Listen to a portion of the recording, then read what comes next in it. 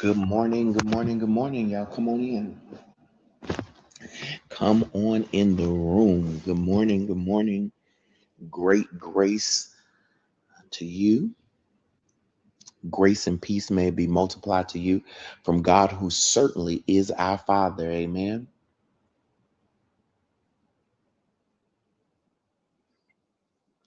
Good morning, good morning. Happy Thursday to you. It's Triumphant Thursday, where we trample and triumph over everything and anything that tries to get in our way to deter us, derail us, and distract us from destiny. So happy Thursday, triumphant Thursday to you. May grace and peace be multiplied to your house. If you are on Facebook, good morning, Facebook land. Thank you so much for tuning into the Rev J Daniels page. Make sure you like the page, subscribe, follow the page, and turn on the bell notification so you get notifications every time we come live right here on the Rev J Daniels page. Make sure you like, tag, and share this broadcast. So click that like button, put some hearts right there. Come on, tap that heart button, tap, tap, tap, tap, tap, and tag 2 to 3 people in the broadcast and let them know join. We're on for Rise and Build. Even if you're watching the replay, just tag 2 or 3 people and tell them, hey, you need to watch this replay with me. And then make sure that you share it to your profile, you share it to your pages and any groups that you're a part of if you feel led to do so. Thank you so much for your street evangelism this morning. Remember, just like, tag, and share. Make sure you follow the Rev J Daniels page. Oh, you over in YouTube land, good morning, good morning, good morning. Happy Thursday to you. Thank you for tuning in on YouTube. Make sure you hit that subscribe button, follow Create Your Now on YouTube, and then make sure you like this broadcast. Hit that like and thumbs up right there. And then click the share with the arrow. Copy the link, and will you send it to someone in a text? Will you instant message them? You know, I'm from an older generation of technology. We had AIM and Yahoo Instant Messenger back then. Will you message them, DM them, whatever the terminology is right now? Two-way, we was back in the two-way T-Mobile Sidekick Danger days. Anyway, will you just send it out to someone, let them know that we're on for Rise and Build? Good morning again. Happy Thursday to each and every one of you. If you're not a part of the school app, it's a free community of builders, of executors, of visionaries, those that are really serious about taking 2026 by the helms and being everything and doing everything and receiving everything that God has for you. If you're really serious about it, you're not just in church brain, you're just not talking religion. You don't want nobody just to preach to you, but you really want to go through there and get all that God has for you. You need to make sure you join our free community Create Your Now right there on the school app. The link is in the description of the video, whether you're on YouTube or Facebook. Click it, join it. It's a 20-25 minute call every day. It's worksheets, it's different things, community, it's conversations, chat and choose, lunch and learns. All of those things are going to be right there in the community, and you want to be a part of it if you're serious about your 2026 and the rest of your life. So make sure you do that. If you're sowing, you want to partner, you need to put a seed into these words. Don't forget, this week we're sowing in the denomination of 7. We're believing God that it is the completion of every emotional grieving cycle that our lives have ever been in. And so we're sowing in that regard. We're putting our faith, our money where our faith is, and we're believing God that as we sow, that He will cause there to be a multiplication in our lives, of breakthrough, of release, and of what He has for us. And so if you're sowing in the denomination of 7, that's $1.77, $7.77, 27.77, 77, wherever your faith is, wherever your obedience to God is, wherever your sacrifice to Him is. Be a cheerful giver in whatever you're doing, whether it's your widow's mite or out of abundance. Be cheerful as you sow. And the ways of giving is right there in the description of the video if you're on YouTube, and as right there in the comments of the video if you're on Facebook. And so you can sow right there. We're praying over your seed as you partner your faith with this word and these words. We're believing that every cycle that has been emotional and grieving in your life is coming to an end. And this is going to be your most fruitful season that you've ever had in Jesus' name. Amen. Let's get into the word for the day. I'm super duper excited. Again, happy Thursday to you. Make sure you like, tag, and share.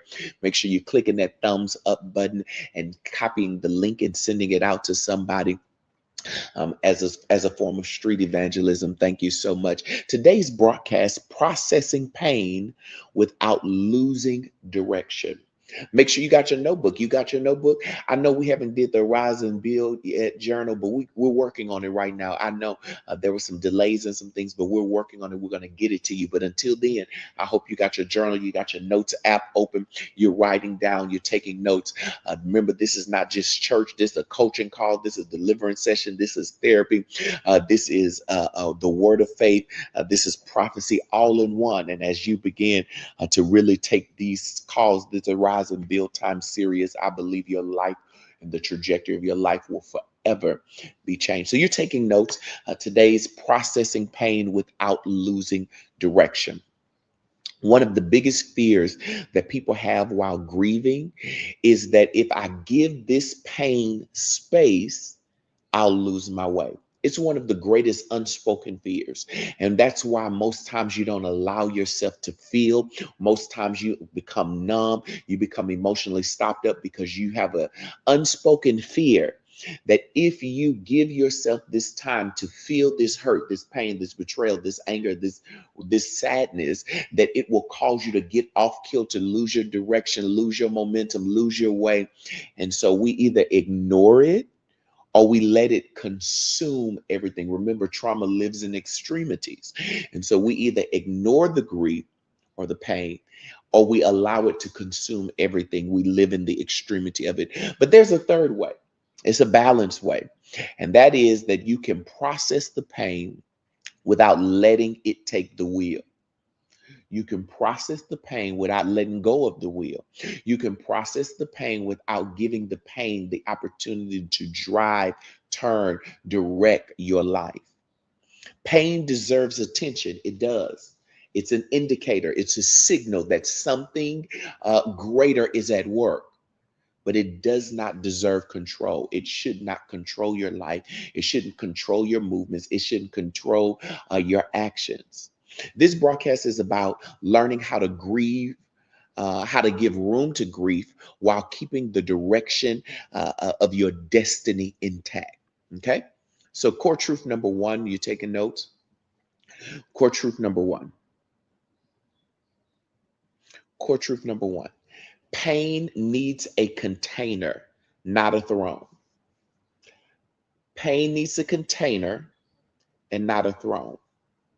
When pain has no container, it spills everywhere. It bleeds into your decision. It bleeds into your conversations. It bleeds into your relationships. It bleeds into your leadership.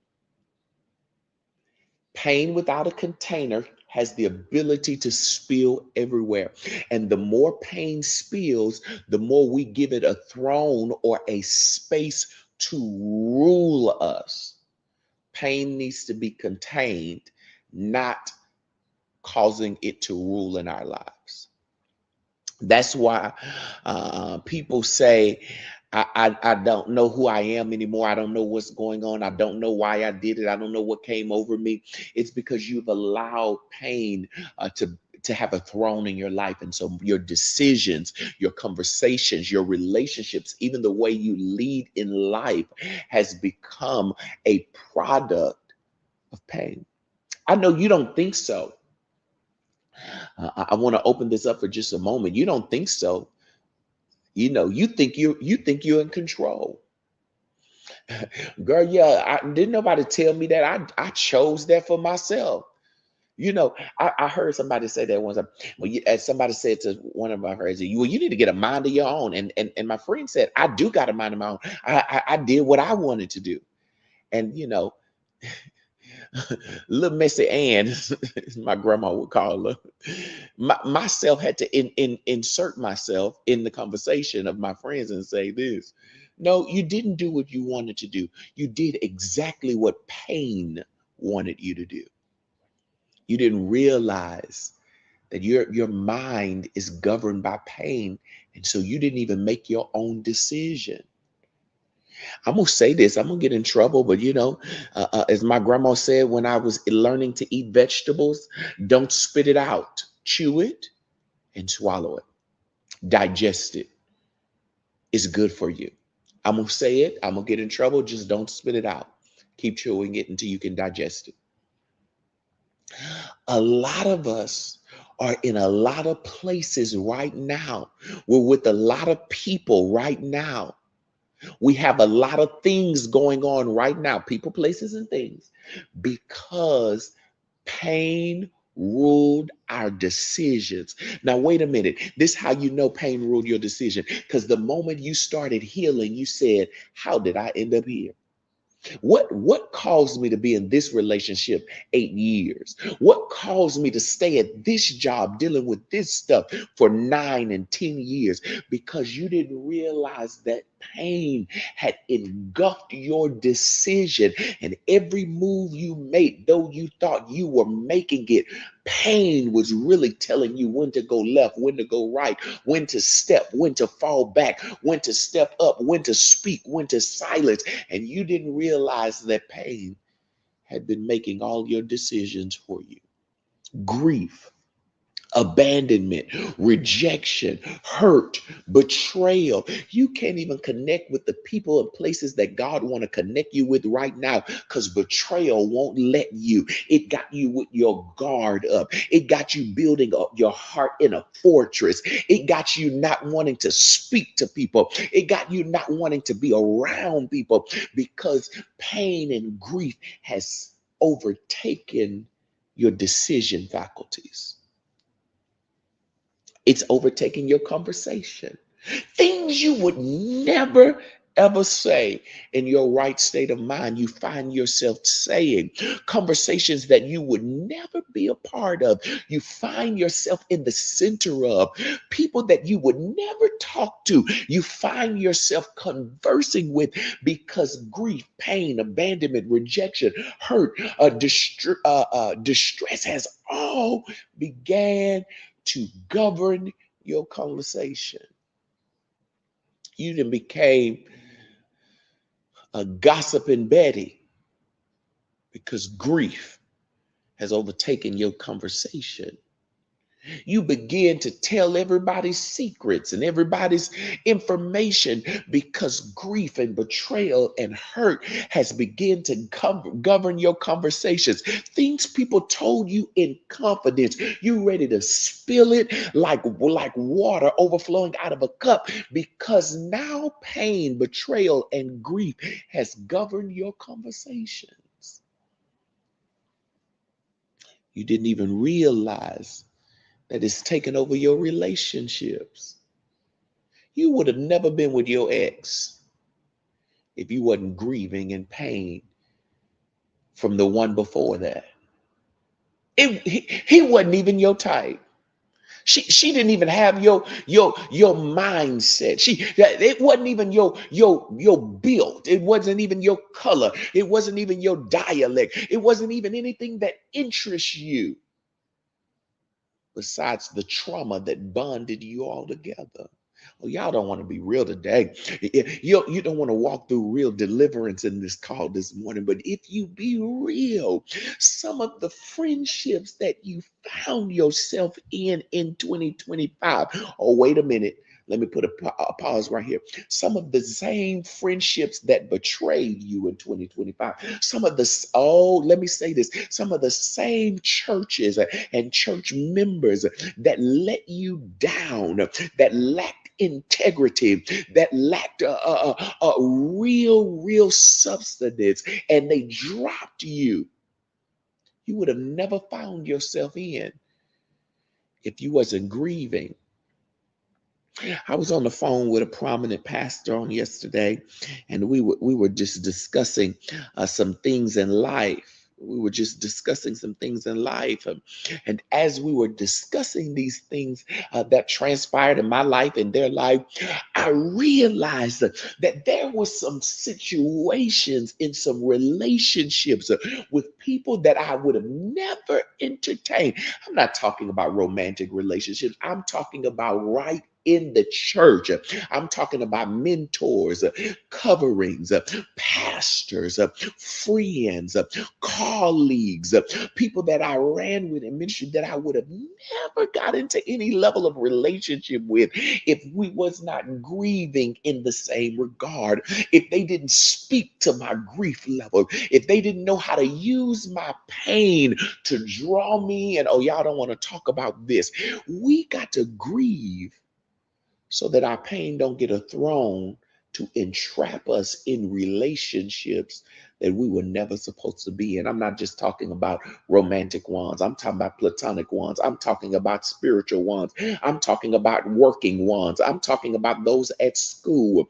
We have allowed pain, grief, disappointment, betrayal, hurt to trap us in decisions, conversations, and relationships that were not ordained by God. Pain has set up a throne in your leadership.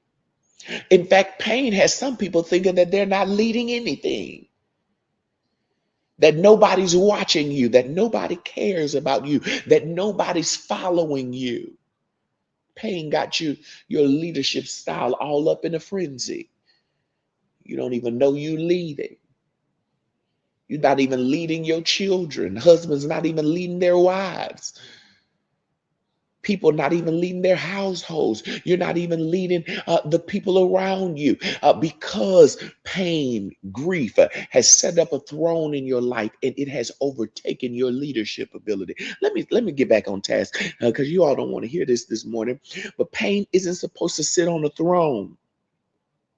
It's supposed to be in a safe place to be processed through. Healthy processing means you decide, watch this, write this down. Healthy processing means you decide when to engage it. When do I engage this feeling? When do I engage this emotion? When do I engage how I felt? Because it's not always time to engage it. I was so proud of myself. Let me give myself a pat on the back. Let me dab myself up today. I was so proud of myself yesterday. There were several times, listen to me, there were several times on yesterday, Wednesday, February 11th, which was my other brother's birthday. Happy belated birthday.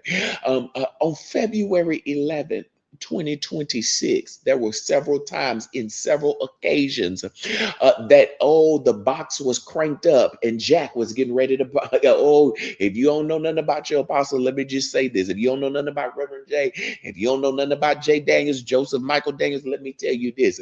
When you get to cranking that Jack in the box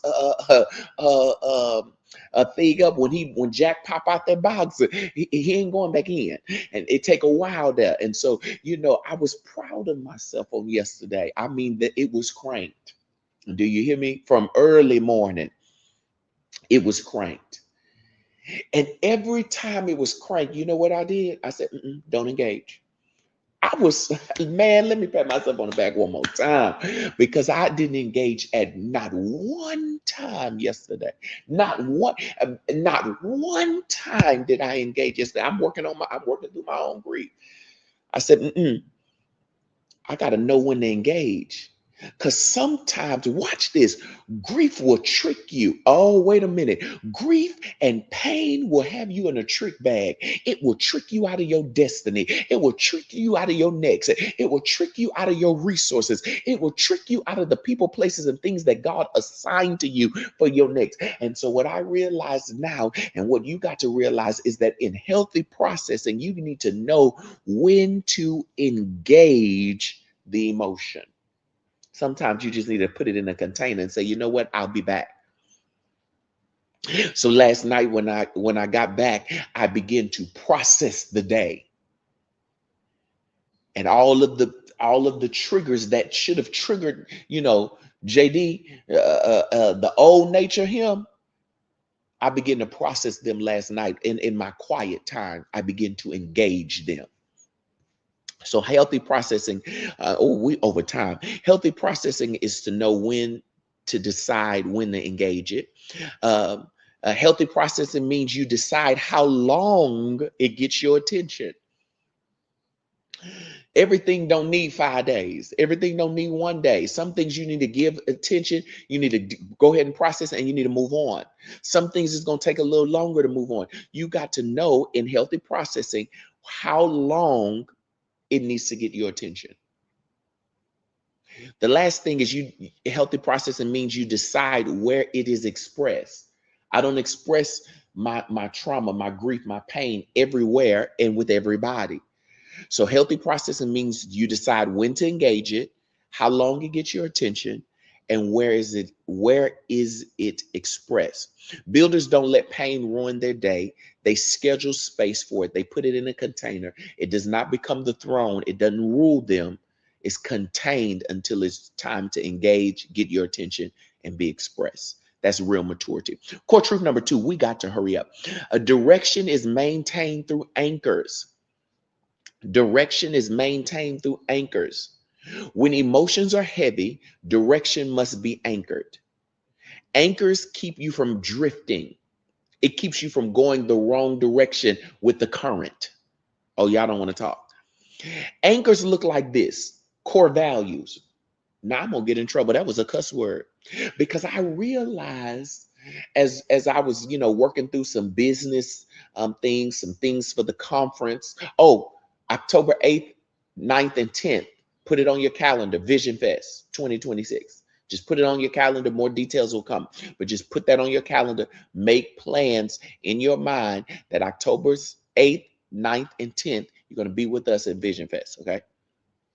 But as I'm working on the conference and things like that, I realized that anything you build need core values.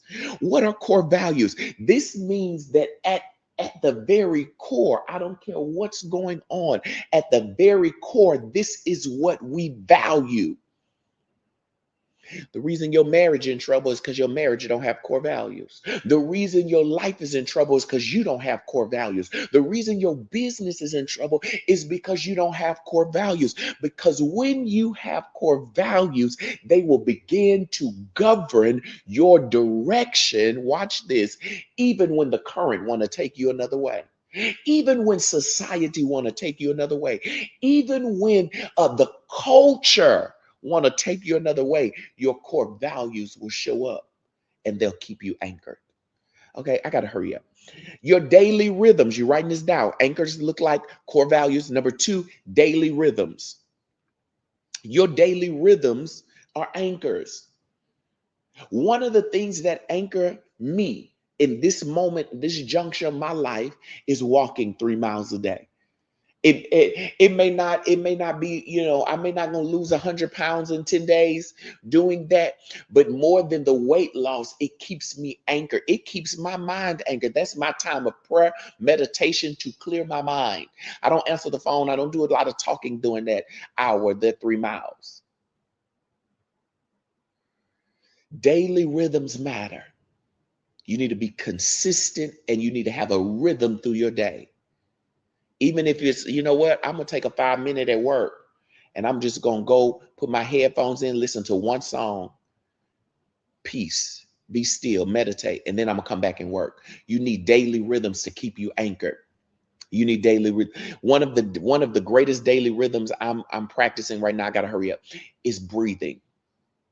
Every time yesterday that I was triggered, I breathed. They probably thought I was crazy, a plum fool, because the more they trigger me, the louder I breathe. You need daily rhythms. Core values, daily rhythms. Number 3, anchors are trusted voices. You need people in your life that's going to pull your coattail.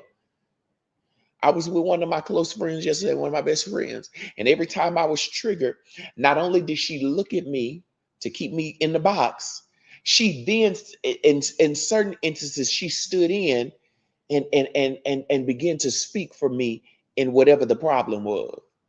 Let me just give an example. I was at JJ's Chicken and Fish and Chicken. Y'all know, anybody know me? Know I love JJ's. Okay, I don't care Chicago, Houston, Atlanta. I don't care where JJ's at. I'm gonna find me a JJ's if it's there, and I'm gonna eat it. Okay. So we went to JJ's yesterday, and I asked for fried okra. Everybody know me. I don't want their French fries. I want fried okra. He gave me French fries. I said I asked for fried okra. He said, no, you wanted tilapia. I said, yeah, and I wanted fried okra. I stepped back and started breathing. Because anybody know me know that food places that mess up my order and then want to correct me on my messed up order, that sends me. It sends me when I got to pay for you to mess up my order and then take an attitude because you messed it up.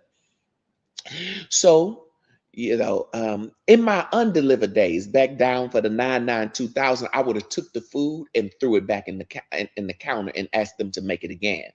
That's the old me. The old me actually would have threw it back in the counter and then walked off. But I wanted JJ's first off. I had been craving JJ's for a while because we don't have one in Tennessee. And I just started breathing. And then my best friend said, no, he did ask for fried okra. He doesn't eat the French fries. And I just breathed. And I let my trusted voice, my wife does this all the time. She's like, baby, just let me handle it. You sometimes got to let trusted voices speak to you and speak on your behalf in times that you need to stay anchored. Okay. Number 4, anchors look like core values, daily rhythms, trusted voices. Number 4 is simple non-negotiables. I'm not changing on these things. It's just not happening. I'm not negotiating. One of the, I watch a lot of crime shows, a lot of government mystery shows and things like that. And one of the rhythmic themes around most of them is that we do not negotiate with terrorists. And I take that into my life. There's some things I'm just not going to negotiate with terrorism in. And anything that's coming against my core values is terrorism. It's trying to terrorize my core values. And I don't negotiate with terrorists. You need to take that with your life. Some things you just need to have simple non-negotiables. They'll keep you anchored. I'm just not moving on that. Okay. When pain rises, Lord Jesus, we out of time. When pain rises, you don't abandon structure. You lean in. Structure doesn't erase grief, but it protects you while you grieve. We don't stop building systems. We simplify them. Core truth number 3, let me hurry it in 1 minute. You can feel deeply and stay aligned. Feeling deeply does not mean losing clarity. You don't lose yourself because you're grieving. You lose yourself when you stop choosing alignment and you let the grief be where you align. So you need to choose alignment over grief. You need to stay aligned to your purpose, your assignment, to God's plan for your life. Alignment means these 3 things. Let me hurry up. Alignment means this. It means you don't make major decisions in emotional spikes. Some of us, we make too many emotional decisions, and I'm going to say it, in manic states. Your bipolar be on 1,000. And I'm not calling you bipolar, by the way. And I'm not making fun or light of people who actually deal with mental health. What I'm saying is that you make too many decisions in the highs and lows of life. You need to choose alignment in your high, and you need to choose alignment in your low. That way you can stay balanced. Alignment means you don't quit in moments of overwhelm. Don't you throw in the towel when, oh man, that's when it gets rough. You know what? I'll do something different. It's all right. But that's our biggest problem. We quit in moments of overwhelm and not realize that the reason we're overwhelmed is because we're at the door of destiny. Stay the course. Number 3, alignment means you don't redefine your life on your hardest days. Stop taking the days when everything and everybody's coming at you sideways and you decide that day you're going to redefine your life. Well, let me figure out my life. No, that's not the day. That's not the day. You don't redefine your life on your hardest day. Grief is a season. It's not a new identity. Stop taking it on as a new identity. Process through the season and move on to the next. Builders honor the season without surrendering the vision in that season. Stop surrendering your vision in seasons of grief, in seasons of pain, in seasons of going through. Let me give you a homework assignment. We over time. I'm sorry. I do apologize. Is ask yourself, where has pain been trying to take control over you? Where's grief been trying to take control over you? Anger, disappointment, frustration, bitterness, resentment. Where has it been trying to take control? Then ask yourself, what container can I put in it? Put it in or put around it? What can I use to contain that emotion, that pain, that trigger? And the container could be a journal window, a walk like mine. Mine is a container. My walk is a container. It could be a conversation with trusted voices, and especially a conversation with God. So that's prayer time. Decide when you will process that pain. So if it's trying to control you, you need to get a container to put it in. Journal, walk, conversation, prayer time, whatever you need to use to contain it. And then you need to decide, when will you process that pain instead of letting it interrupt everything. That decision restores direction. That decision That decision restores direction. You don't need fear your pain. You just need to lead yourself through it. This is the season that you'll stop letting grief hijack your direction, and you'll start giving it healthy space. Pain can be processed without purpose being paused. And builders who protect direction while healing, we don't lose ground. We gain wisdom. Let me give you our declaration and we're gone. I honor my pain with without surrendering my direction. I give grief space, but I don't let it control me. I stay aligned while healing, and I build with wisdom and tenderness. I create my now. I honor my pain without surrendering my direction. I give grief space without it controlling me. I stay aligned while I'm healing. I build with wisdom and tenderness. I create my now. Remember to like, tag, and share this video.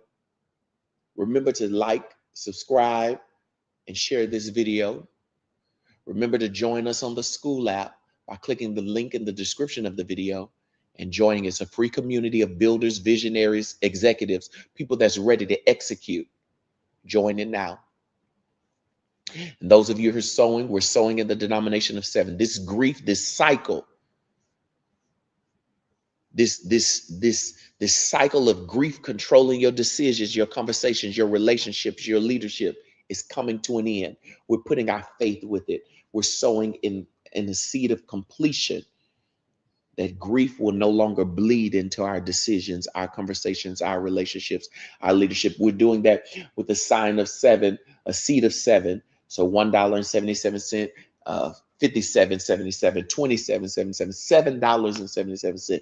Wherever your faith is, wherever your obedience is, wherever God is nudging you to, wherever you're able to sacrifice it, wherever your widow's mite is, sow right there cheerfully. The ways of giving is in the description of the video on YouTube, is in the comments of the video on Facebook.